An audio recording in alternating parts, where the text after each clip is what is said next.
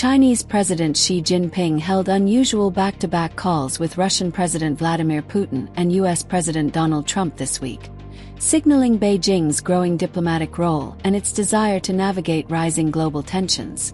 But what's behind these conversations and what do they mean for world geopolitics? Let's break it down. A rare diplomatic move. Holding consecutive talks with both leaders in one day is rare for Xi. Analysts say it highlights China's efforts to position itself at the center of global diplomacy, especially when tensions over Ukraine, Taiwan, and trade remain high. She spoke with Putin in the afternoon, and hours later with Trump, underscoring that both Russia and the US are among the most consequential partners for China. What was discussed with Putin? In his call with Putin, Xi emphasized the strength of China-Russia strategic ties, calling for deeper cooperation amid global instability. The two leaders reaffirmed their long-standing partnership, which has grown since Russia's invasion of Ukraine in 2022. They agreed on closer coordination through international forums, and Putin accepted an invitation to visit China later in 2026. This conversation also took place amid ongoing multinational efforts to negotiate an end to the Ukraine conflict, adding to the strategic backdrop. What was discussed with Trump? Later the same day, Xi held a long phone call with US President Donald Trump. The two covered a range of global issues, including trade, the Russia-Ukraine war, and the situation in Iran. Trump said China committed to increasing purchases of US soybeans, a gesture seen as a stabilizing step in bilateral economic ties. Xi also raised the sensitive Taiwan issue, urging the US to be cautious about supplying arms to the island.